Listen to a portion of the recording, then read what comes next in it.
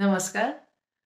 सक्षमच्या मंचावर आपलं सर्वांचं स्वागत आहे. मी शिल्पा तळवेलकर, आपली लर्निंग फॅसिलिटेटर आणि काउन्सिलर.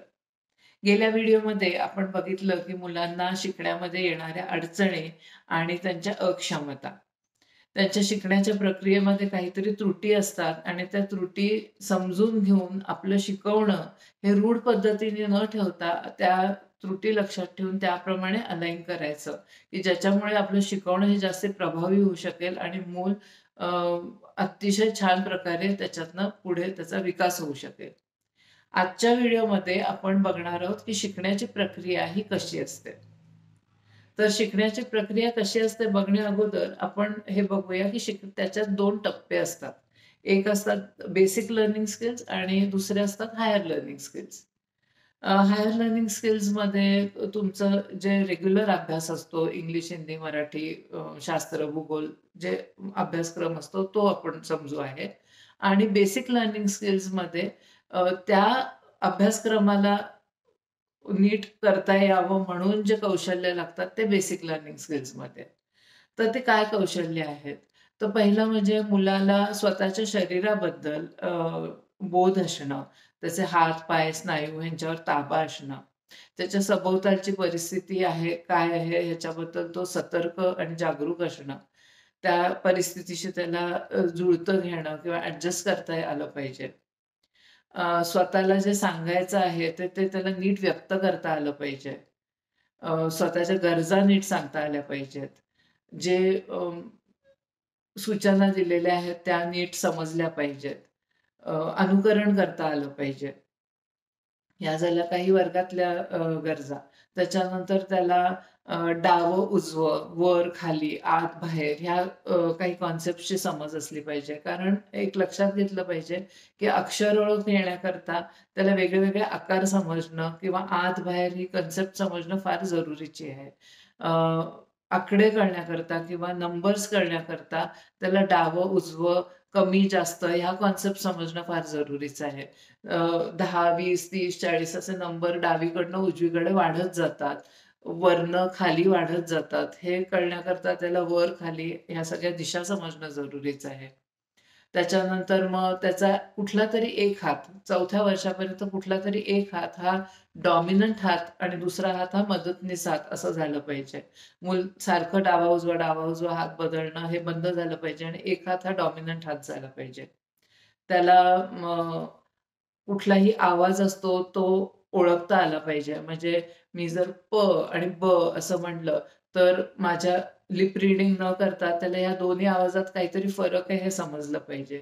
मी जर क्र म्हटलं, तर ह्याचा अर्थ ह्याच्यात 2 आवाज क आणि र हे एकत्र आलेले आहेत.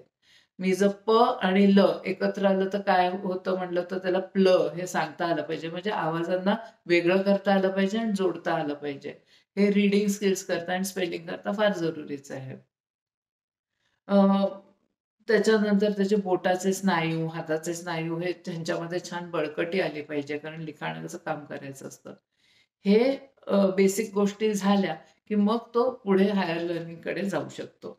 आता असं उदाहरण बघा, की एखादं मूल असेल जो अ, त्याला त्याचे कपडे नीट घालता येत नाहीत, बूट घालता येत नाहीत, त्याच्या पुस्तकांची काळजी घेता येत नाही, डबा खाताना सगळीकडे सांडतं, चालताना तो धांदरटपणे चालतो, अडखळतो, पडतो, पण अभ्यासामध्ये पहिला नंबर येतो. असं कधी होणं शक्य आहे का?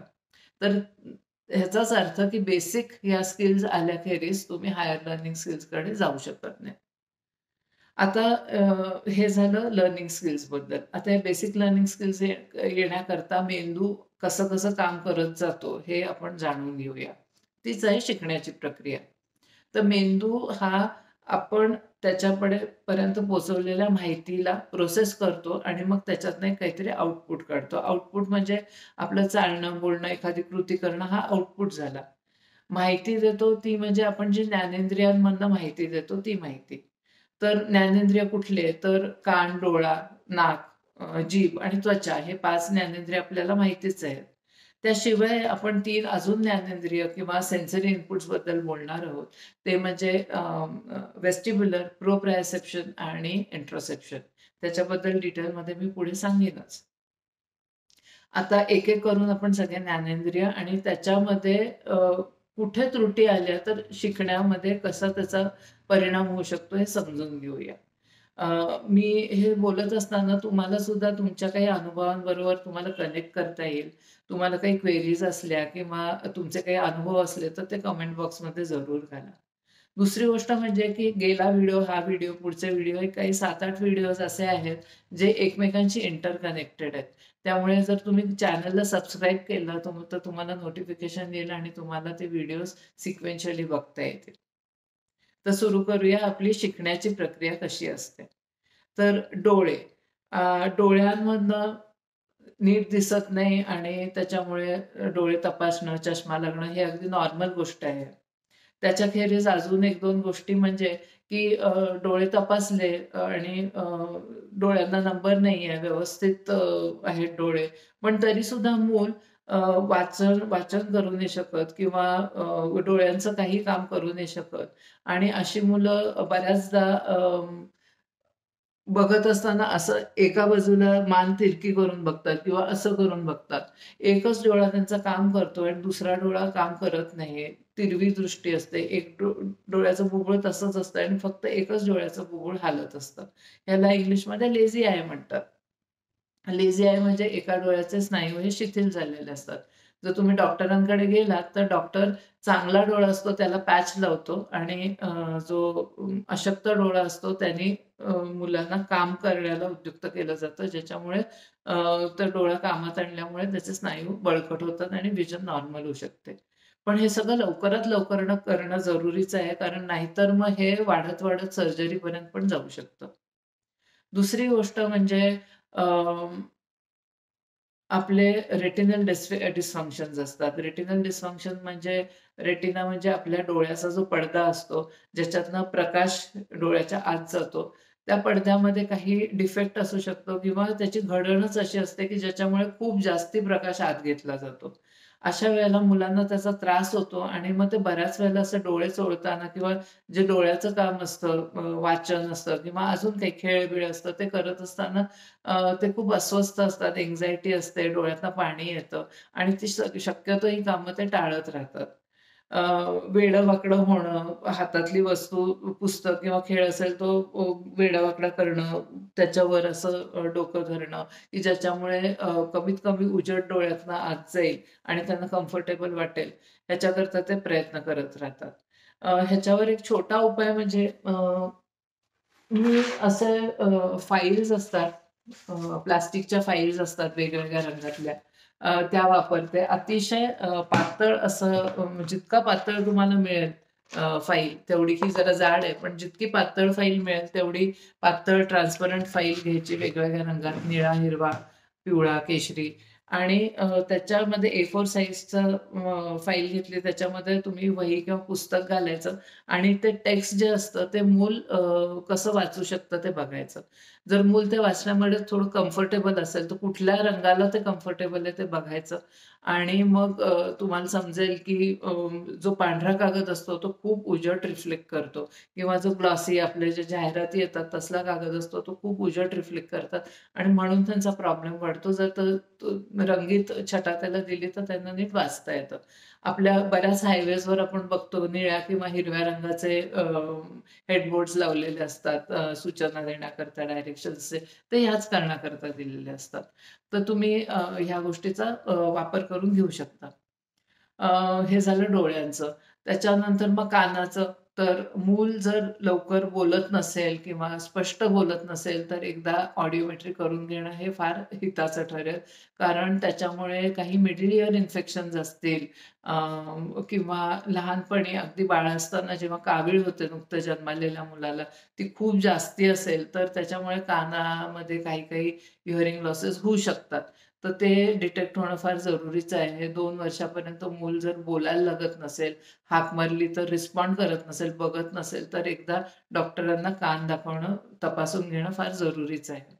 त्याशिवाय असं लक्षात येतं, की काही मुलं असतात, त्यांचे कान वगैरे सगळे नॉर्मल असतात. पण जे ऐकण्याचे 2 पॅरामीटर्स असतात. एक डेसिबल्स असतात आणि हर्ट्झ. डेसिबल्स म्हणजे किती मोठा आवाज आहे, तो डेसिबल्समध्ये मोजता येतो आणि त्या आवाजाची जी तीव्रता असते, अ, कर्कशपणा जो असतो, तो हर्ट्झमध्ये मोजला जातो. आणि जर समजा हा असा हा आता कागद आहे, हा आपला नेहमीचा नॉर्मल असा हा बँडविड्थ आहे, की ह्याच्यामध्ये एवढ्या हर्ट्झमध्ये आपण ऐकतो. तर त्या मुलांचं एकतर तो बँडविड्थ पुढे सरकला असतो किंवा नाहीतर मग मागे सरकला असतो. मग त्याच्यामुळे काय होतं, की त्यांना लो फ्रिक्वेन्सीचे आवाज असतात ते खूप जास्त ऐकू देतात. म्हणजे पंखा सुरू आहे, तर तो त्यांना डिस्टर्बिंग वाटतो. खूप जास्ती आपल्याला त्याचा आवाज येणारही नाही, पण त्या मुलांना ते डिस्टर्बिंग वाटू शकतं. किंवा जर तो पुढे सरकला असला, तर हाय फ्रिक्वेन्सीचे आवाज जास्त यायला लागतात. म्हणजे पक्ष्यांचं आवाज किंवा फळ्यावर टीचर लिहित असते तेव्हा चॉकचा आवाज हा त्यांना अतिशय डिस्टर्बिंग होऊ शकतो. पुरुषांचे आवाज हे लो फ्रिक्वेन्सीचे असतात, बायकांचे आवाज हे हाय फ्रिक्वेन्सीचे असतात. त्यामुळे असं लक्षात येतं, की मूल फक्त पुरुष बोलला तर ऐकतं किंवा फक्त बाई बोलली तर रिस्पॉन्ड करतं, नाहीतर रिस्पॉन्ड करत नाही.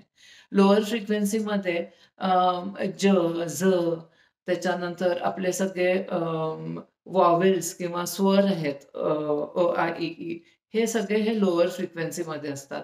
तर जर लोअर फ्रिक्वेन्सी मूल कव्हर करत नसेल, त्याची हाय फ्रिक्वेन्सीकडे जात असेल बँडविड्थ, तर हे लो फ्रिक्वेन्सीचा आवाज त्याला ऐकू देत नाही, हे स्वर त्याला ऐकू देणार नाहीत. जर ते हाय फ्रिक्वेन्सी नसून लो फ्रिक्वेन्सीकडे असेल, तर त्याला हाय फ्रिक्वेन्सीचा आवाज ऐकू देणार नाहीत. त्याच्यामध्ये च, श, थ, ह, स, फ, प, क असे बरेच आवाज आहेत, जे त्याला क्लिअर ऐकू देत नाही. आपल्याला वाटतं मूल बोबडं बोलतंय किंवा काही-काही आवाज नीट क्लिअर बोलत नाही. पण ते तो रजिस्टरच करत नसतो, अशी पण एक शक्यता आहे. त्यामुळे हे काहीही तुम्हाला ॲबनॉर्मॅलिटीज दिसल्या, की मुलाची जीभ तर व्यवस्थित आहे, सगळं व्यवस्थित आहे, पण हिअरिंग लॉस पण काही नाहीये आणि तरी मूल क्लिअर बोलत नाहीये किंवा खूप उशिरा बोलायला लागलाय, पटकन रिस्पॉन्ड करत नाहीये किंवा काही आवाज आले तर कानात बोटं घालताय किंवा खूप जास्ती तो ऐकण्याकरता प्रयत्न करतोय. तर कानाच्या डॉक्टरांकडे, ENT स्पेशालिस्टकडे जाऊन दाखवा. ह्या सगळ्या गोष्टींमध्ये ना अर्ली इंटरव्हेन्शन किंवा अर्ली डायग्नोसिस ह्याला फार जास्त महत्त्व आहे. कारण मूल जर नीट ऐकू शकत नसेल, तर ते नीट बोलू शकणार नाही. त्याचं फॉनिक्स, त्याचं वाचन ह्या सगळ्यावर परिणाम होत राहणार आणि जसं-जसं मूल पुढे जातं, हा मोठा जे लकुना किंवा जे गॅप तयार होते, ती मोठी-मोठीच होत जाते. त्याच्यात फारकत अजून-अजूनच वाढत जाते. त्यामुळे शंका आली की लगेच डॉक्टरांकडे जा, डायग्नोसिस करून घ्या आणि त्याच्यावर मग उपाय आपल्याला करता येतात. हे झालं कान आणि डोळ्यांचं. तिसरं आहे आपली त्वचा. त्वचेमधनं टेम्परेचर कळणं किंवा टेक्स्चर कळणं, ह्या सगळ्या गोष्टी, प्रेशर कळणं, ह्या सगळ्या गोष्टी होतात. असं आहे की टचमधनं किंवा स्पर्शातनं मुलांना खूप इमोशनल सिक्युरिटी मिळते. आणि ज्यांना हा व्यवस्थित कळत नाही स्पर्श काही एक कारणामुळे, त्यांना इमोशनल सिक्युरिटी ही कमी असते. ती मुलं भित्री, पटकन घाबरणारी, विश्वास न ठेवणारी अशी होऊ शकतात. दुसरी गोष्ट म्हणजे त्यांची सेफ्टी. हे अमुक एक गोष्ट अणकुचीदार आहे किंवा टोकदार आहे, गरम आहे, तिथे गेलं नाही पाहिजे. हे सगळं समजण्याकरता स्पर्श हा जरुरीच आहे. नाक आणि जीभ तर वास आणि चव जी असते, हे पण जरी तुमच्या अभ्यासक्रमात उपयोगी नाही पडलं, तरी सुद्धा कुठलीही कॉन्सेप्ट, कुठलीही गोष्ट जर समजा तुम्ही एका लाडूबद्दल बोलताय, तर त्या लाडूचा अर्थ हा वास आणि चव असल्याशिवाय काही पूर्ण होत नाही. फक्त चित्र बघून लाडू नाही. तो वास कसा येतो, त्याची चव कशी आहे किंवा एखादं फूल किंवा साधं मुलं कधी असं पेपरचा तुकडा तोंडात घालतात, काही पण. पण ह्या सगळ्या गोष्टी फार जरुरीच्या आहेत. ज्यांना कोविड काळामध्ये कोविड होऊन गेलेला आहे, त्यांनी वास आणि चव हे 2 गोष्टी नसल्यामुळे कसे त्रास होतात हे अनुभवलेले आहेतच. तर हे ह्या ह्याच्यातनं ह्या पंचेंद्रियांमधनं आपल्याला माहिती पुरवली जाते मेंदूला. 3 अजून जे मी म्हणाले होते, तर ते आता व्हिडिओ खूप लांब झालेला आहे. मी लगेचच आजच दुसरा व्हिडिओ टाकतेय. त्याच्यामध्ये प्रोप्रायोसेप्शन, वेस्टिब्युलर आणि इंटरोसेप्शन बद्दल पण माहिती टाकणार आहे. तोपर्यंत नमस्कार. बघत राहा आणि सबस्क्राईब करा. थँक